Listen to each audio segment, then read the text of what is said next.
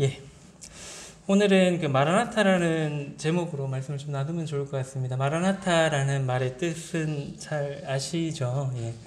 우리 주여 오소서라는 그런 의미의 용어입니다.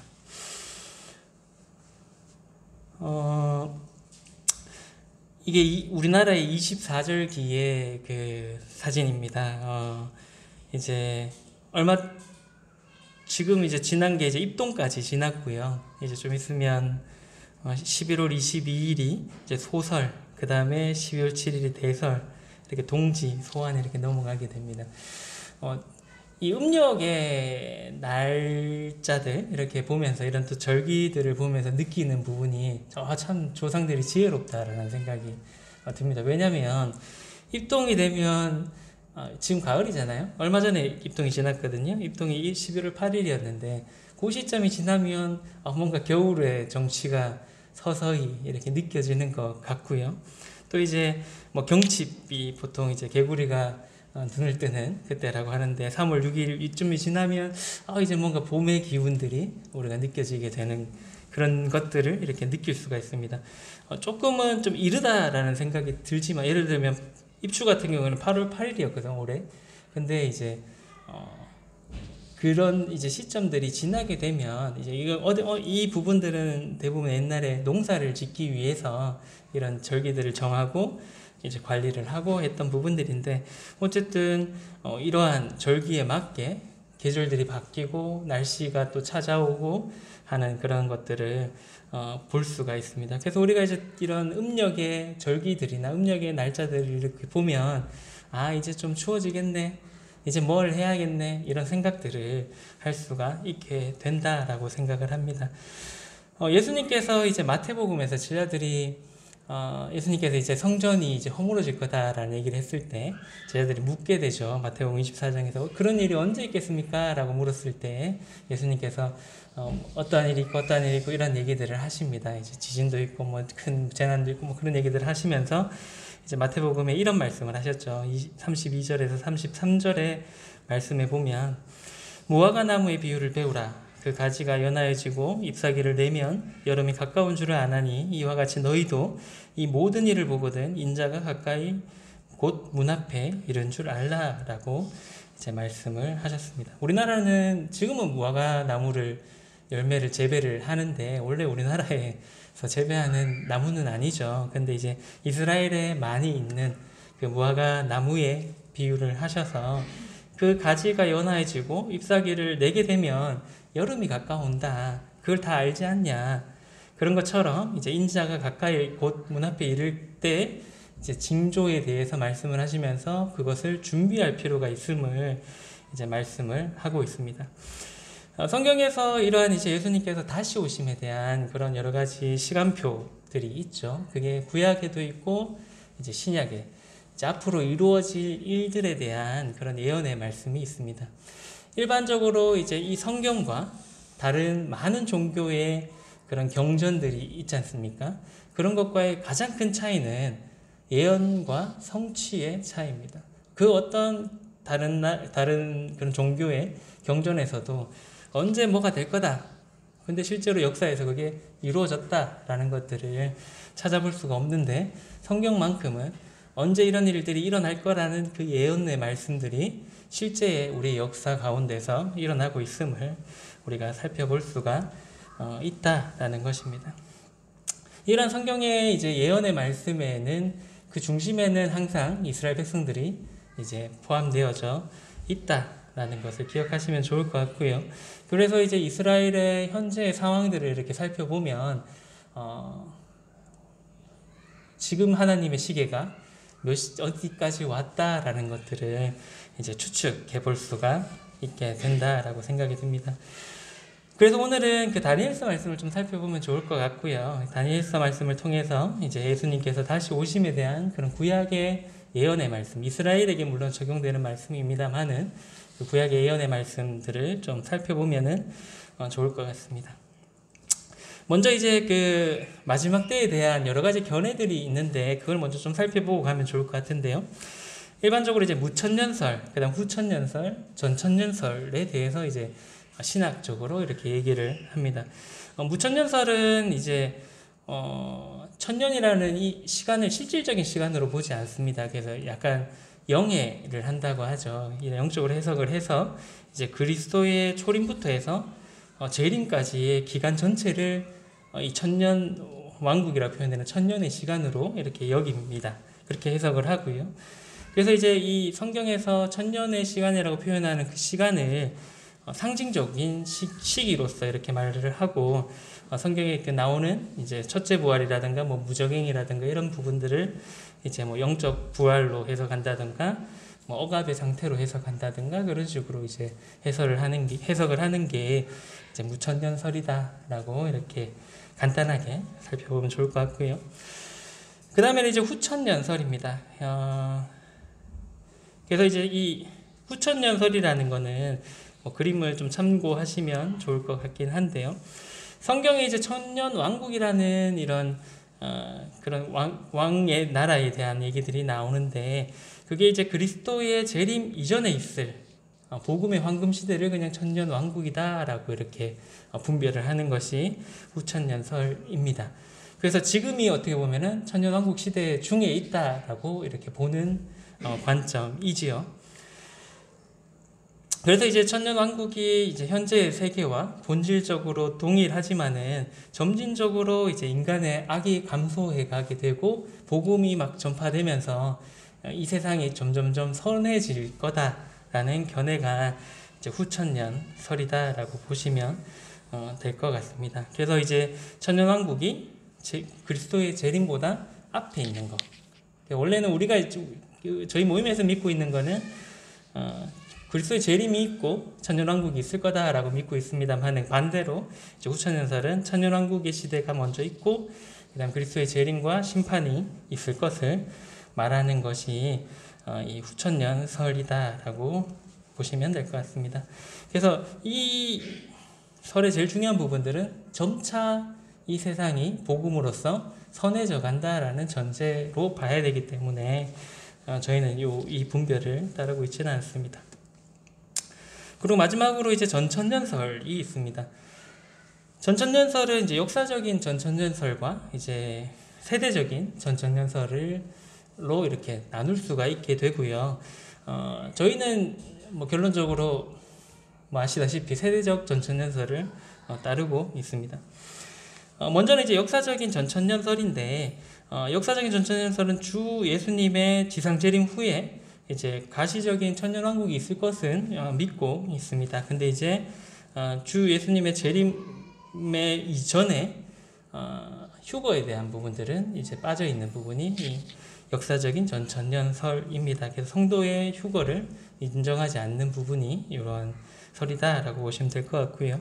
저희가 이제 저희 모임에서 일반적으로 믿고 있고 분별하는 부분들은 이제 세대적 전천년설인데, 계속 이렇게 세상의 죄악이 이제 증가되는 배도로 특징되는 시대라고 표현을 했는데, 세상의 죄악이 관영하게 되고, 그러고 난 뒤에 어느 날 이제 예수님께서 공중에 재림하셔서 성도들은 휴거를 받고, 그러고 난 뒤에 7년의 환란이 있고, 그다음에 예수님께서 그 7년의 환란의 종지부를 찍으시기 위해서 이제 지상 재림을 하시고, 그리고 천년왕국에 예수님께서 실질적으로 다스리는 천년왕국의 시대가 있고 난 뒤에 백보자 심판과 그 다음에 이제 영원한 나라로 들어간다는 새 하늘과 새 땅의 새 예루살렘의 시대가 열린다라는 것이 세대적인 전천년설이다라고 이렇게 보시면 될 것 같습니다. 그래서 일반적으로 우리 모임 안에서는 이 세대적 전천년설을 로 이렇게 분별하고 믿고 있습니다. 그렇기 때문에 이제 이 브레들린이라는 이 모임 자체가 이 세대적 전천년설을 따르고 있기 때문에 그러한 이제 모임의 특성들이 나타나는 겁니다. 야, 주님 오실 날이 멀지 않았다. 곧 오실 거다. 그러니까 뭘 해야 되죠? 그리스도인으로서 세계 선교를 힘있게 했던 우리 모임의 선배들이 이제 세계 선교를 집중적으로 할 수밖에 없었던 이유 중에 하나고요. 그리고 우리 모임, 한국에 있는 모임의 특성도 이러한 이제 관점에서 이 세상을 바라보고 있기 때문에 복음을 힘써 전하는 일에 중점을 두고 있다라고 보시면 될 것 같습니다. 하여튼 요거는 이제 그냥 일반적인 그런 천년왕국에 대한 그런 견해들에 대해서 살펴보았고요.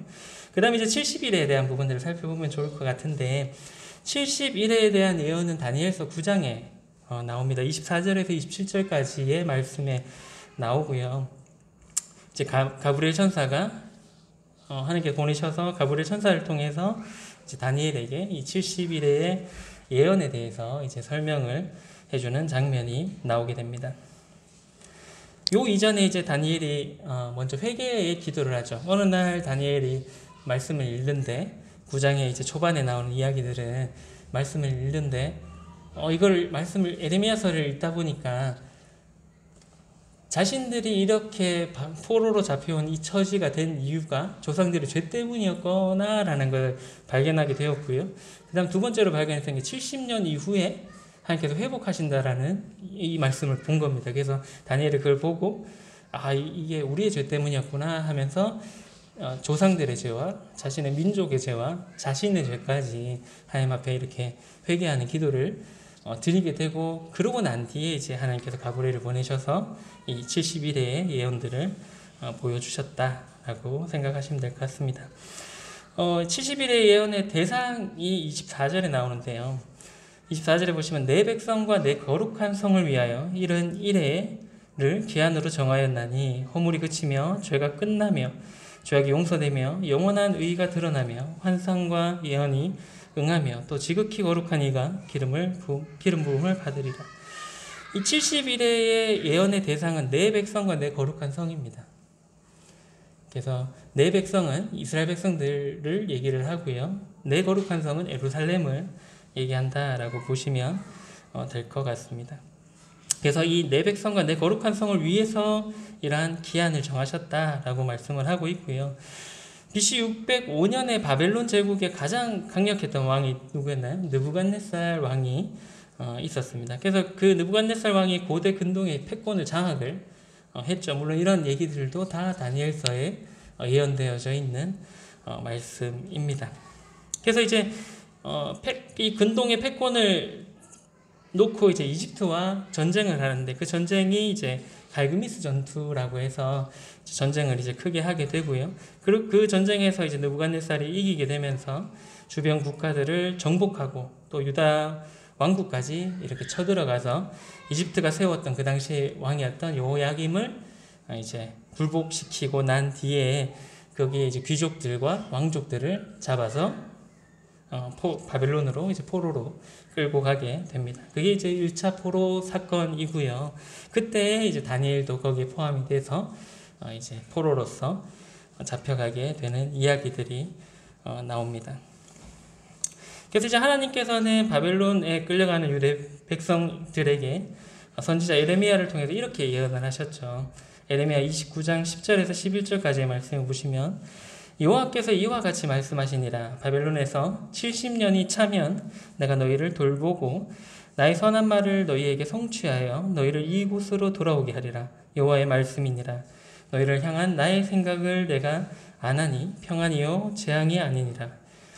너희에게 미래와 희망을 주는 것이니라 라고 이제 말씀을 하게 됩니다.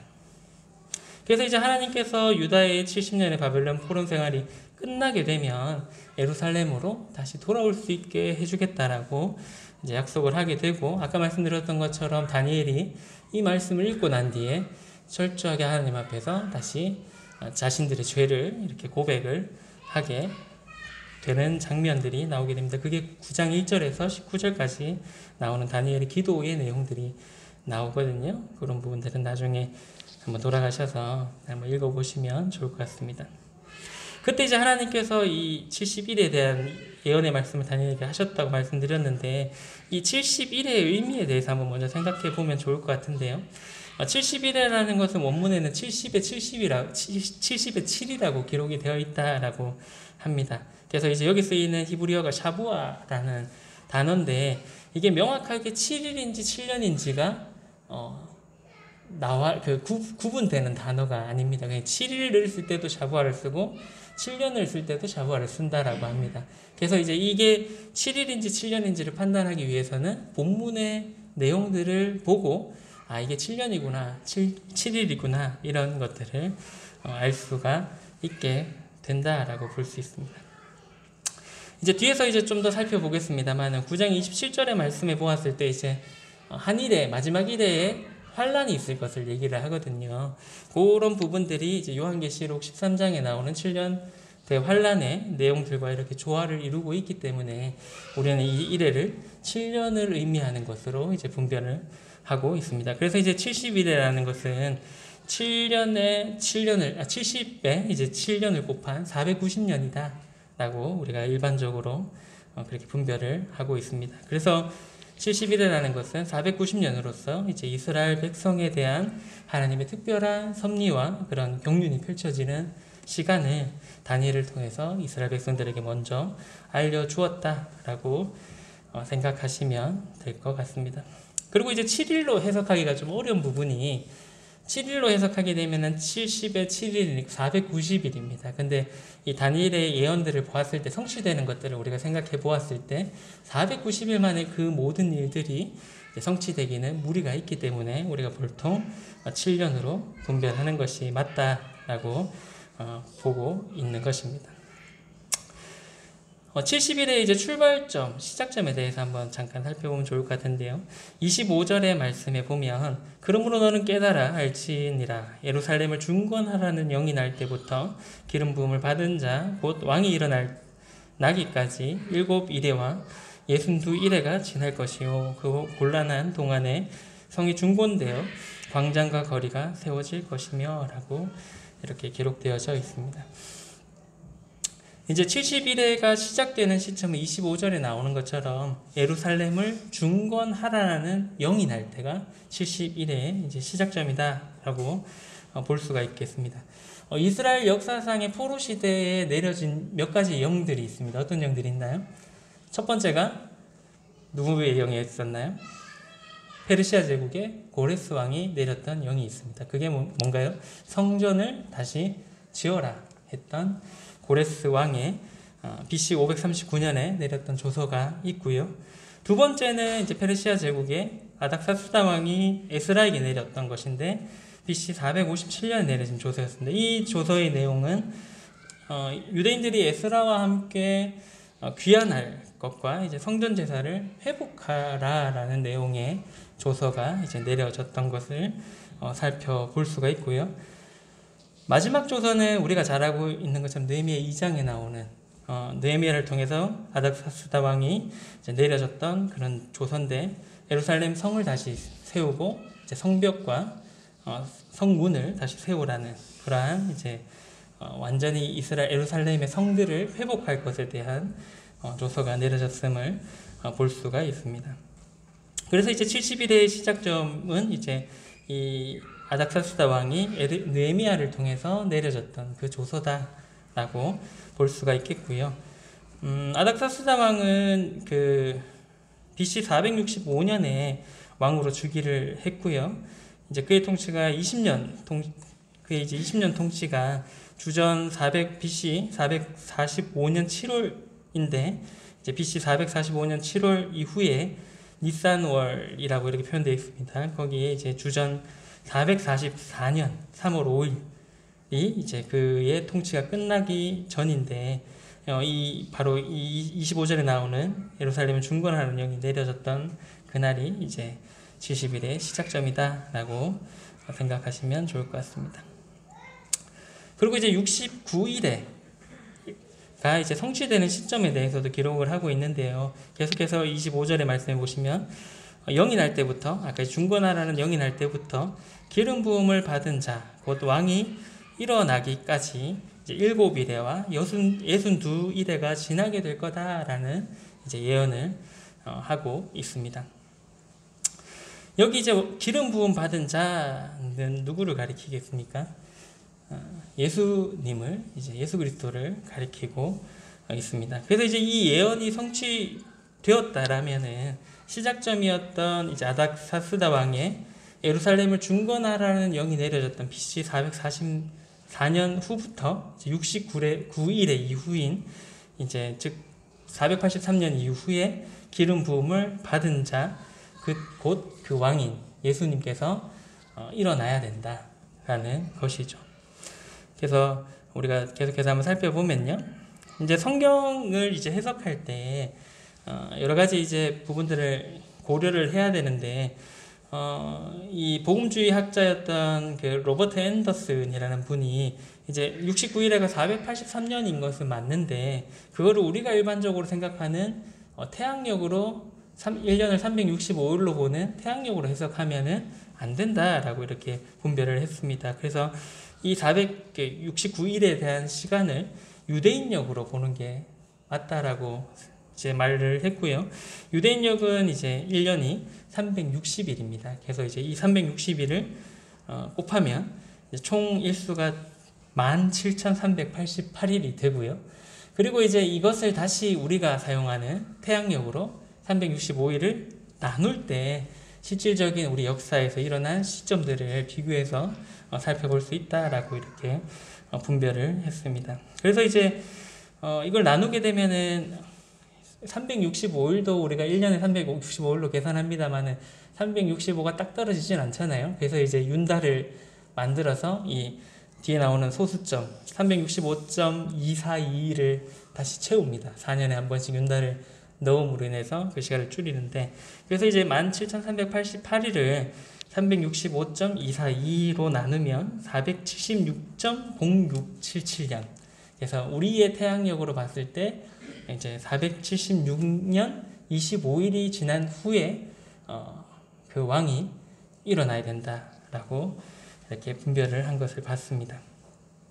아까 말씀드렸던 것처럼 BC 444년 3월 5일에 아닥사스다 왕의 영이 내려졌다라고 말씀드렸고요. 그로부터 이제 476년 3월 5일은 이제 AD 33년 3월 30일로 이렇게 볼 수가 있습니다.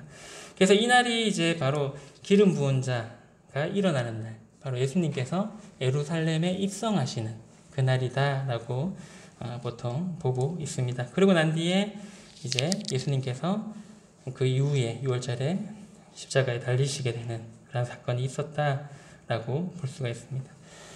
실제로 이제 성경에서 살펴봤을 때 예수님을 왕으로서 인정했던 날은 단 하루밖에 없습니다. 그게 언제였냐면 유대인들이 예수님을 왕으로 모시려고 했던 날이 하루밖에 없는데 그날이 바로 예루살렘에 나귀를 타고 입성하셨던 날밖에 없습니다. 그때는 호산나 다윗의 자손이여라고 하면서 크게 막 찬양하는 장면이 나오잖아요. 근데 그 사건이 있고 난 뒤에 바로 이 사람들이 며칠도 되지 않았는데 죽이려고 모의하고 실제로 죽이게 되는 장면들이 나옵니다. 그래서 그 왕이 일어나는 날을 이제 예루살렘에 입성하시는 날로 우리는 보고 있습니다.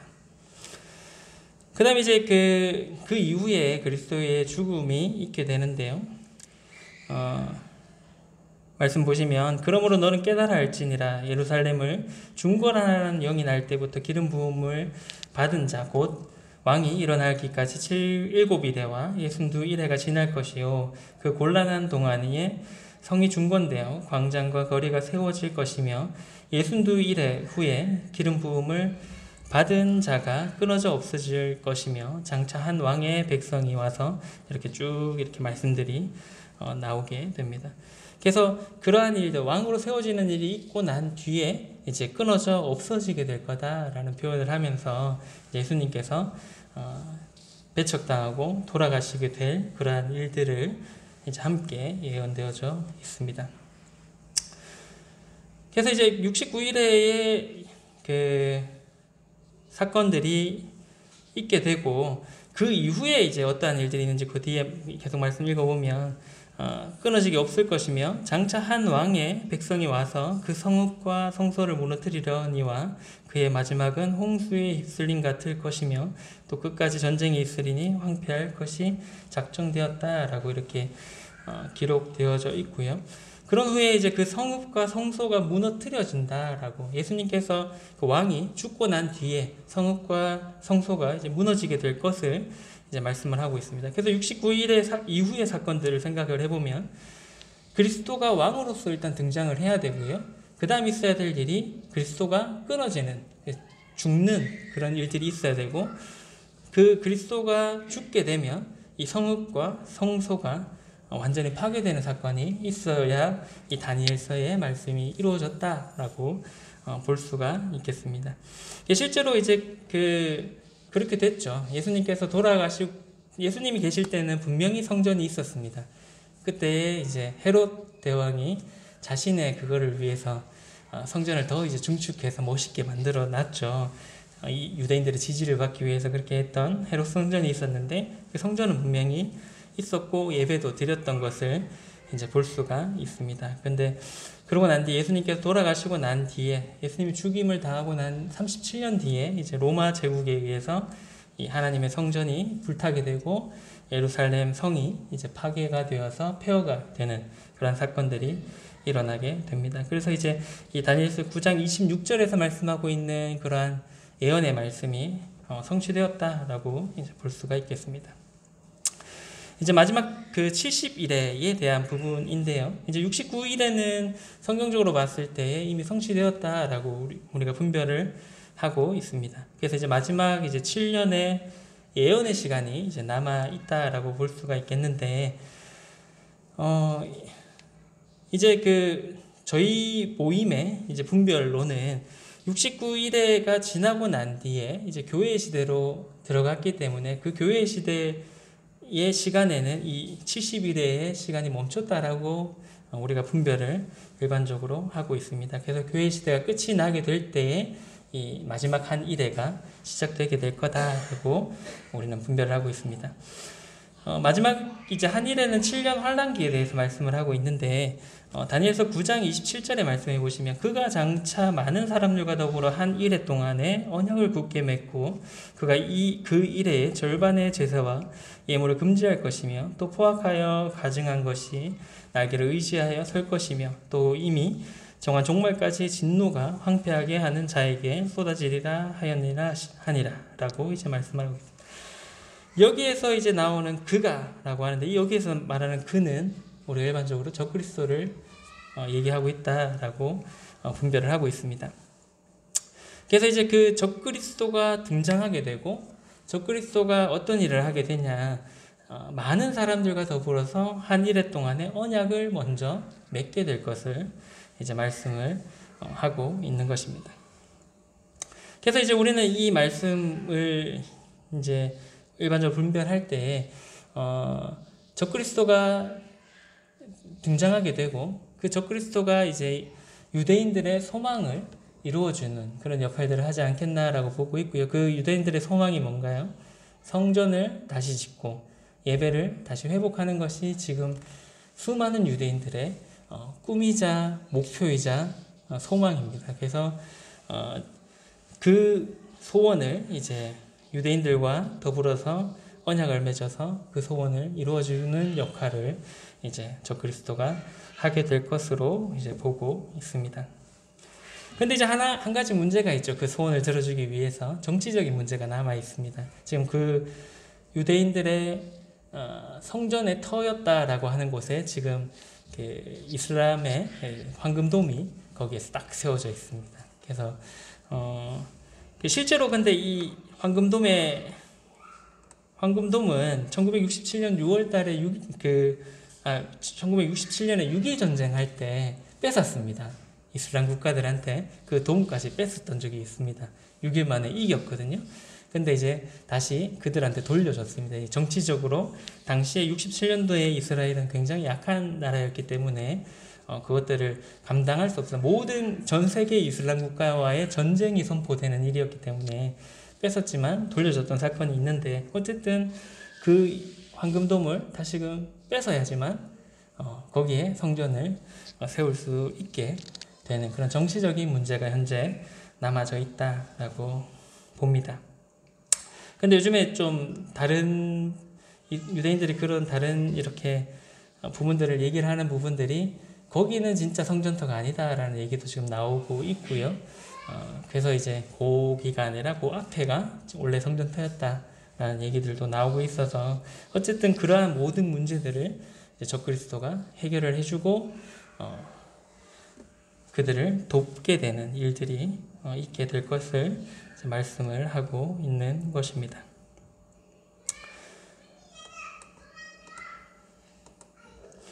그래서 이제 27절에 계속 뒤에 말씀 보시면 그렇게 이제 언약을 굳게 맺고 한 일 동안의 언약을 굳게 맺게 되는데 그가 그 일의 절반 요한계시록의 말씀이랑 이렇게 매칭이 되죠. 이제 3년 반이 지나게 되면 그 언약을 파기하게 될 것을 말씀을 하고 있습니다. 파기하게 되고 제사와 예물을 못 드리게 하고 그 포악하여 가증한 날개를 의지하여 서게 될 거라고 말씀을 하고 있습니다. 그래서 이제 적그리스도가 3년 반이 지나게 되면 성전에 제사를 못 하나님께 제사 드리는 것을 금지하게 될 것이고요. 거기에 이제 우상을 세워서 자신을 이렇게 경배하게 하게 되는 그러한 일들이 있을 것을 이제 말씀을 하고 있습니다. 그러고 난 뒤에 이제 이스라엘 백성들이 깨닫게 되죠. 그때 이게 이 사람이 우리가 기다렸던 그리스도가 아니구나. 우리가 죽였던 그 예수가 우리의 왕이시구나. 그리스도였구나라는 것을 이제 깨닫게 되고 그리고 이제 그런 부분에서 이제 회개하게 되는 일들이 일어나게 될 것입니다. 그렇게 되면 이때의 교회는 어떻게 되는가에 대해서 우리 모임의 분별은 앞서 말씀드렸던 것처럼 이제 7년 환란 전에 우리는 휴거가 된다라고 믿고 있습니다. 그 믿게 되는 이제 휴거가 된다라고 믿는 근거의 말씀으로 우리가 보는 것들이 고린도전서 15장 51절에서 52절의 말씀인데요. 보라 내가 너희에게 비밀을 말하노니 우리가 다 잠잘 것이 아니요 마지막 나팔에 순식간에 호련히 다 변화되리니 나팔 소리가 나매 죽은 자들이 썩지 아니할 것으로 다시 살아나고 우리도 변화되리라 라는 말씀을 근거로 우리는 이제 공중 재림하실 때 변화되어서 그 공중에서 예수님을 만나게 될 것을 믿고 있습니다. 그리고 이제 데살로니가 전서 4장 16절에서 18절의 말씀에 보셔서 주께서 호령과 천사장의 소리와 하나님의 나팔 소리로 친히 하늘로부터 강림하시리니 그리스도 안에서 죽은 자들이 먼저 일어나고 그 후에 우리 살아남은 자들도 그들과 함께 구름 속으로 끌어올려 공중에서 주를 영접하게 하시리니 그리하여 우리가 항상 주와 함께 있으리라. 그러므로 이러한 말로 서로 위로하라 라고 이제 말씀을 하고 있습니다. 데살로니가 전서의 말씀에서도 이제 주님께서 호령과 천사장의 소리와 이제 하나님의 나팔 소리가 이렇게 하늘로부터 막 울리면서 강림하실 때 그리스도 안에서 죽은 믿은 자들이 먼저 일어나고 부활하고 그 후에 살아남아 있는 믿는 성도들도 이제 구름 속으로 끌려가는 일이 있을 것을 이제 말씀을 하고 있습니다. 그래서 이제 우리는 그 성도가 예수님께 다시 오실 때 공중에서 예수님을 만나게 되는 그런 휴거의 사건이 있을 것을 우리는 믿고 있습니다. 그래서 이제 그 데살로니가 1장 10절에 보시면 이런 말씀이 있는데요. 또 죽은 자들 가운데서 다시 살리신 그의 아들이 하늘로부터 강림하실 것을 너희가 어떻게 기다리는지를 말하니 이는 장래의 노하심에서 우리를 건지시는 예수시니라고 이제 말씀을 하고 있습니다. 우리가 보통 우리 모임에서 이 말씀을 근거로 장래의 노하심에서 우리를 건지시는 예수님이시기 때문에 우리가 그 환란을 통과하지 않을 거다라고 분별을 하고 그렇게 믿고 있습니다. 물론 이제 여기에 대한 것들은 많은 견해의 차이가 있습니다. 어디까지나 이제 분별의 차이가 있을 수밖에 없는 부분이고요. 그래서 중요한 것은 그렇다고 생각합니다. 저희는 이제 이러한 것들에 있어서 환란 전에 휴거가 되고 이 환란을 피할 것이라고 믿고 있습니다만은 중요한 것은 환란 전에 휴거가 되고 안 되고 부분도 물론 중요합니다만은 그런 것보다는 어떻게 보면 우리가 이 마지막 때에 어떻게 살아야 될 것인지에 대한 부분들이 더 중요하다고 생각을 합니다. 혹 우리가 환란을 겪게 된다 하더라도 우리의 믿음을 지키고 있다면 그 환란을 기쁨으로 이렇게 맞이할 수 있다라고 생각을 하고요.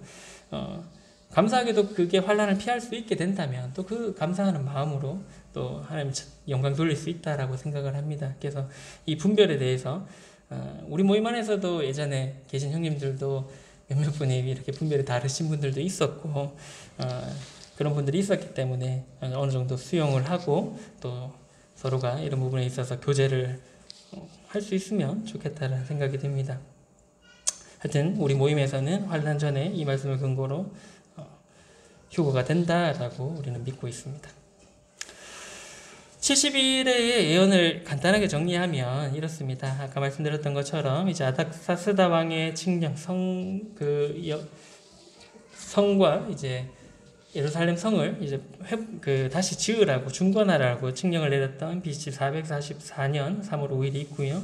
그리고 이제 69일에 이후에 그리스도가 왕으로 등장하는 사건이 있고, 그리스도가 죽음을 당하고 예루살렘이 멸망하는 이때까지가 이제 69일의 이후에 말씀들이 성취되었다라고 우리는 분별하고 있습니다. 그리고 지금은 교회의 시대, 은혜의 시대에 놓여져 있다라고 보고 있고요. 그리고 난 뒤에 공중 재림으로 성도의 휴거가 있고 7년 환란기가 지나게 되고, 그리고 예수님께서 지상 재림하시면서 실질적인 통치하시는 천년왕국이 있을 거다라고 우리는 믿고 있습니다.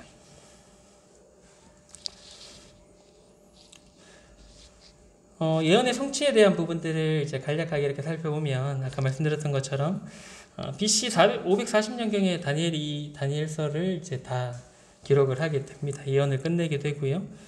그 다음에 BC 516년에 예루살렘 성전이 이제 재건되게 됩니다. 그래서 이거를 보통 무슨 성전이라고 하나요? 스룹바벨이 해서 이제 스룹바벨 성전이라고도 부르기도 합니다. 그리고 이제 BC 444년 3월 5일에 이제 예루살렘 성을 재건하라는 그런 칙령들이 내려지게 되고, 아까 살펴본 것처럼 이제 AD 33년에 예수님이 그 성전 파괴에 대해서 이제 공생애 중에 예언을 하시게 되고, 그리고 이제 아까 말씀드렸던 것처럼 3월 30일에 예수님께서 그리스도 왕으로 입성하는 그러한 사건들이, 나귀를 타고 입성하시는 일들이 있게 됩니다. 그리고 이제 33년 4월 3일에, 이것도 분별의 차이가 많습니다. 그냥 날짜 적은 거는 참고로, 설명하려면 시간이 너무 많이 걸려서 참고로 하시면 좋을 것 같고요. 그래서 그리스도의 십자가에 못 박히시는 사건들이 있게 되고, AD 45년에서 60년에 이제 그 사이에 최초의 복음서의 마가복음이 이제 기록되게 되고요. 그리고 70년 5월 8일에 로마가 예루살렘에 있는 성전을 잿더미로 만드는 사건들이 일어나게 됩니다. 그리고 이제 1948년에 그 누구도 예상 못했었는데 이스라엘이 독립하는 어마어마한 일이 생겼습니다. 다 이제 뿔뿔이 흩어져서 이렇게 살고 있다가 그 누구도 국가를 다시 이룰 거라고 생각을 못했는데 1948년에 이스라엘이 기적적으로 독립을 하는 일들이 일어나게 됩니다.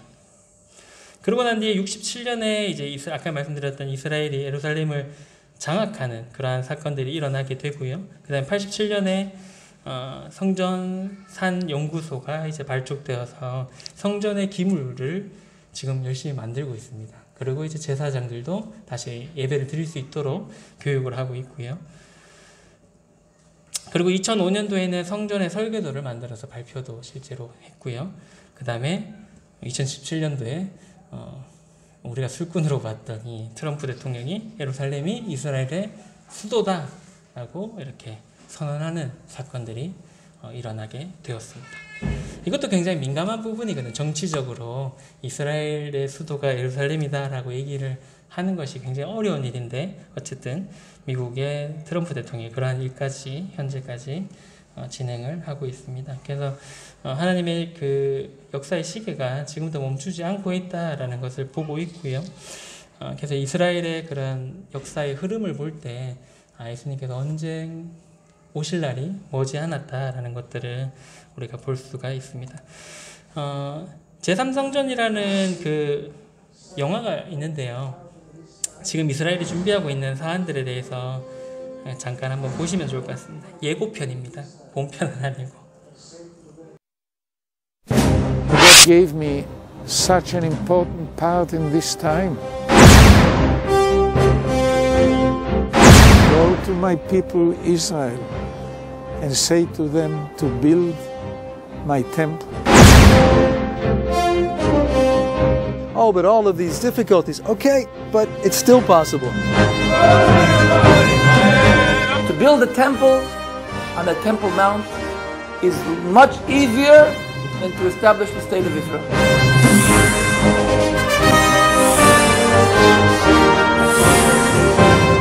at first, they started developing the simple vessels, the vessels needed for the incense and the offerings.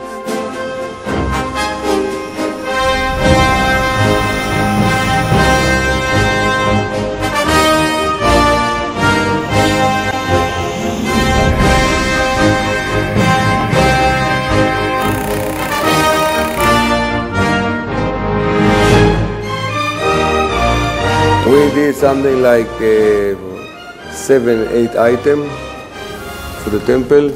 We have a list of 99 items to do. And we will now start to be in a hurry to succeed to do all the items before the temple will be. At the same time, they were creating the musical instruments, the harp, the lyre,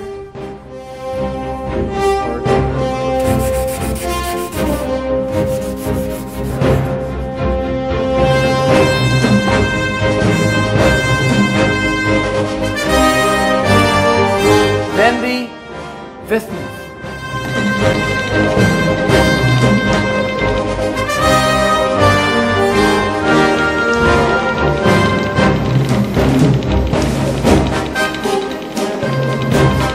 And this menorah is a $3 million menorah. It's made of 42 kilos of pure 24-karat gold.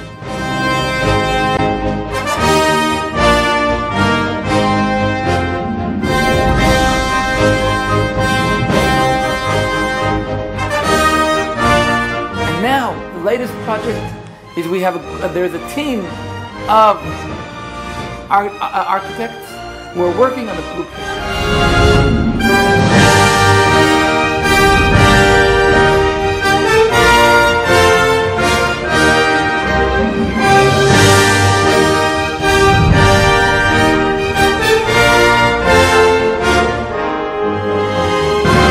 For me, we start now to feel like the Masech is coming, or not. The time of the temple is coming. And the time is short. I think it's somewhere between now and 10 years or something like that. It's already ready. We're ready for it. The temple can be built only in one place, the place chosen by God. Only in the place that God chose thousands of years ago to build His temple. The location chosen by God. On the same lines God chose a location. of the first and the second temple. Location that God chose is the mountain of Moriah. And the Holy Temple has to be planted on the Holy Temple in Jerusalem. The location chosen by God is the place today where the Temple of the Rock is, on the Temple Mount.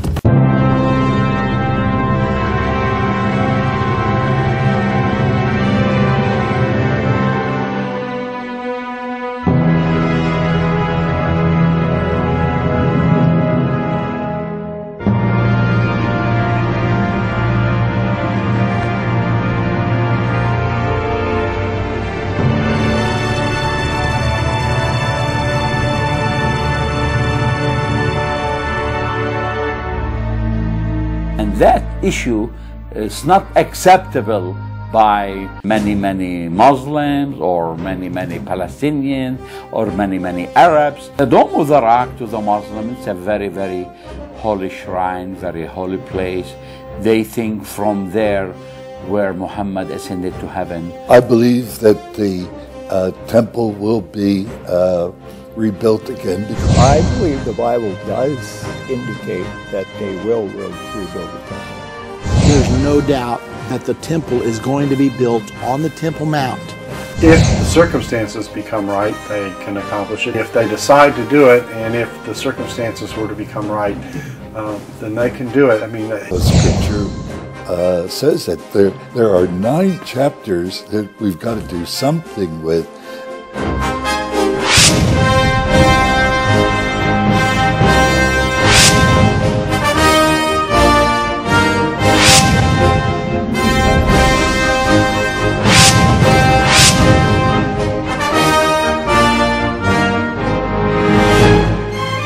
Any attempt to rebuild the temple here and now would lead to horrible disasters.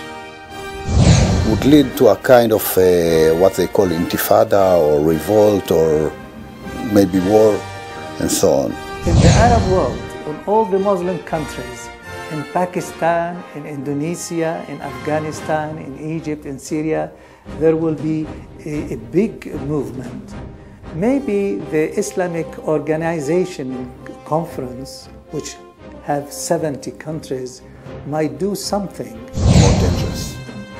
With the cost of an awful lot of Israeli and Arab lives too, that are lost in the war. It will be, I think, something like 5/6 of the army that comes up against Jerusalem will perish. But that's what will happen at that time. It'll take just months and months to bury the dead. The big battle at the end of the tribulation is the battle at Armageddon. During the last days, during the tribulation, actually before the Lord comes, there will be a change. I think the building of the temple signals things are coming to an end very, very quickly.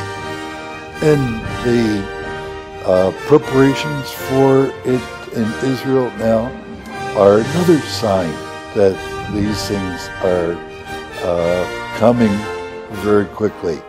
How quickly, I don't know. But ours could be the generation in which Jesus came back again.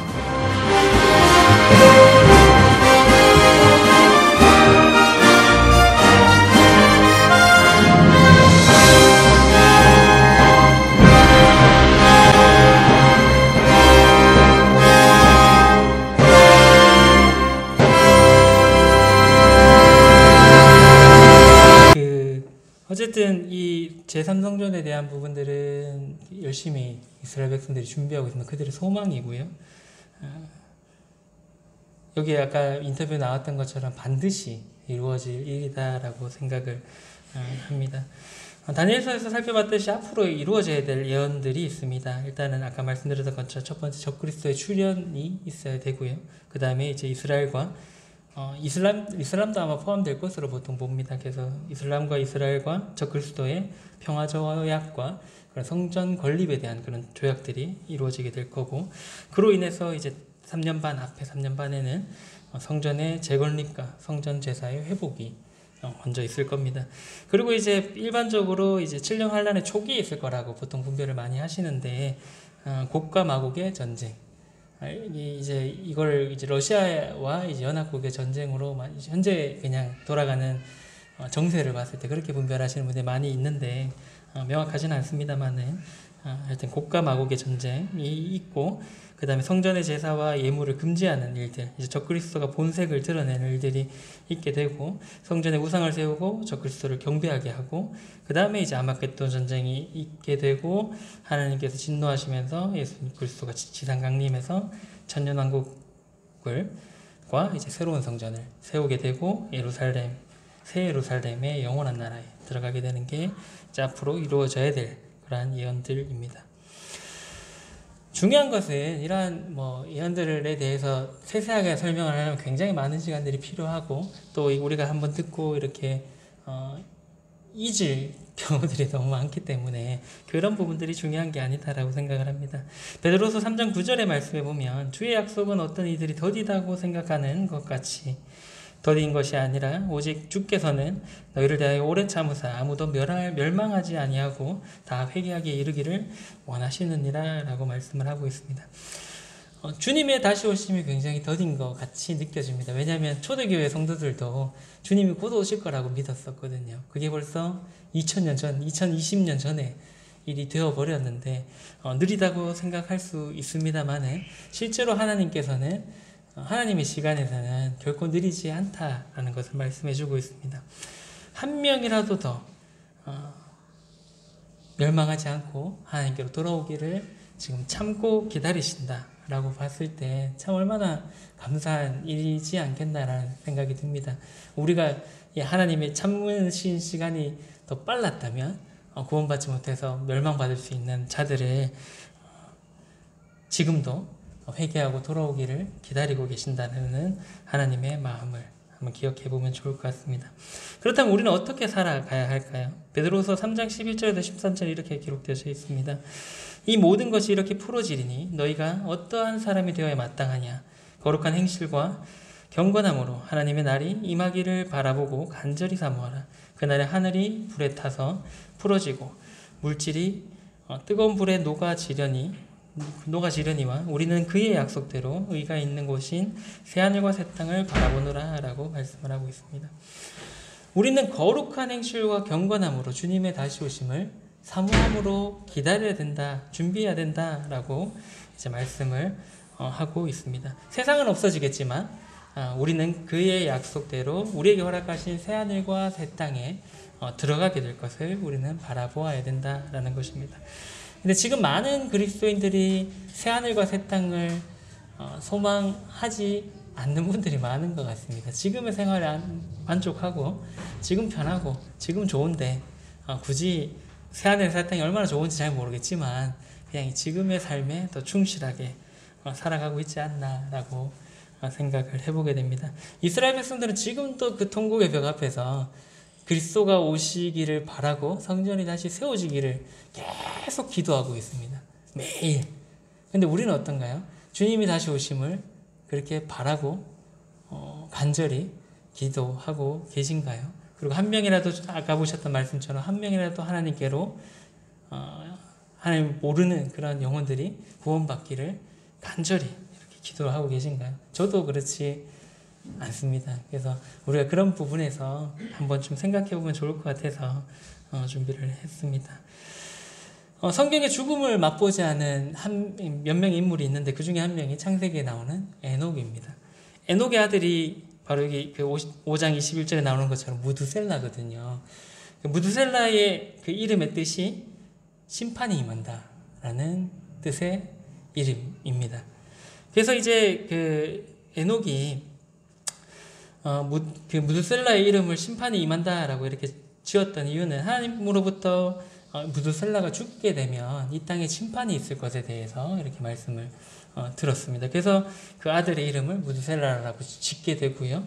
그리고 그 아들을 통해서 아들의 이름을 부르면서 하나님의 심판이 곧 임한다라는 것들을 기억하면서 살았던 것 같습니다. 그렇기 때문에 이 창세기에 나오는 말씀처럼 에녹이 하나님과 동행하더니 하나님이 그를 데려가심으로 세상에 있지 않았다. 하나님과 동행할 수 있었던 삶을 살았던 이유가 하나님의 심판을 기억했기 때문이지 않겠나라는 생각을 해보게 됩니다. 실제로 이제 그 노아의 때의 홍수는 그 족보를 이렇게 보시면 무드셀라가 죽고 난 뒤에 그 홍수가 시작이 되었음을 볼 수가 있습니다. 무드셀라가 여기서 보시면 에녹이 65세에 무드셀라를 낳았잖아요. 무드셀라가 라멕을 187세에 낳거든요. 그리고 이제 라멕이 182세에 노아를 낳습니다. 그리고 이제 노아가 600세 되는 해에 홍수가 있었거든요. 그래서 그걸 다 더하면 딱 969년이 나옵니다. 그래서 무드셀라가 살았던 연수 969년, 무드셀라가 죽고 난 뒤에 실제로 홍수가 있었던 것을 볼 수가 있습니다. 그래서 아마도 하나님께서 아까 보셨던 베드로 후서의 말씀처럼 한 명이라도 구원받기를 원하는 마음에서 무드셀라를 세상에서 제일 오래 산 사람으로 만들지 않았을까라는 생각을 해보게 됩니다. 어쨌든 중요한 것은 이 마지막 때를 준비하는 그러한 우리도 에녹과 같은 하나님의 다시 그 약속하신 부분들이 이루어질 것을 믿고 하나님과 동행하는 삶을 살 필요가 있다라는 것입니다. 세상의 흐름은 앞에서 보시는 것처럼 세계의 종교는 통합하려고 노력하고 있고요. 그리고 대구에 코로나 덕분에 못하다가 올해는 한 것 같은데 퀴어 축제도 동성애 축제도 하고 있고요. 차별금지법도 통과시키려고 부단히 노력을 하고 있습니다. 이 모든 것들이 하나님께서 싫어하시는 것들이고 점점 그 항상 하나님께서 심판하시기 전에 나오는 내가 옳다라고 생각하는 것들을 하는 시대가 바로 지금의 시대입니다. 그리고 이제 심지어는 아까 말씀드렸던 것처럼 교회도 하나님이 예수님께서 다시 오심과 전혀 상관없는 자신의 배만 불리는 그러한 모습들을 보여주고 있고요. 우리는 어떤가 한번 생각해 볼 필요도 있다라고 생각을 합니다. 초대교회 성도들과 우리의 믿음의 선배들인 이 브래들린의 초기의 형제님들은 이러한 임박한 주님의 다시 오심을 생각했기 때문에 아까 말씀드렸던 것처럼 선교에 굉장히 힘을 썼던 것을 볼 수가 있습니다. 그래서 우리가 잊지 말아야 될 것은 주님 분명히 다시 오십니다. 그리고 이제 아까 말씀드렸던 수많은 이야기들을 했습니다. 성전이 다시 세워져야 되고 뭘 해야 되고 말씀드렸습니다만은 우리는 그걸 볼 때 주의해야 될 부분은 아직 성전도 안 세워졌고 기미가 안 보이네, 멀었다, 안심하면 안 된다는 거죠. 하나님께서는 하루아침에 오늘 그 일들을 충분히 다 이루어내실 수 있는 분이시다라는 것을 기억하면 좋을 것 같습니다. 그래서 주님이 언제 오실지 우리가 알 수는 없습니다만은 그 날이 바로 오늘이 될 수도 있다라는 생각을 항상 가지고 우리가 살 필요가 있다라고 생각을 합니다. 에녹이 그 아들의 이름을 부르면서 하나님의 심판이 곧 임할 것을 생각했던 것처럼 우리도 주님께서 다시 오심을 기억하고 또 사모하고 또 에녹과 같이 경건한 삶을 살 필요가 있다라고 생각을 합니다. 계시록 22장 20절의 말씀입니다. 이것들을 증언하시니가 이르시되 내가 진실로 속히 오리라 하시거늘 아멘 주 예수여 오시옵소서. 우리도 이러한 고백을 하면 좋겠습니다. 아멘 주 예수여 오시옵소서. 우리의 소망이 어디에 있는지 기억하시면 좋을 것 같고 오늘 우리가 지금 이 땅을 밟으면서 살고 있지만 내일은 이 땅을 밟으면서 살지 못할 수도 있다라는 것을 기억하시면 좋을 것 같습니다. 주님이 다시 오셔서 그럴 수도 있고요.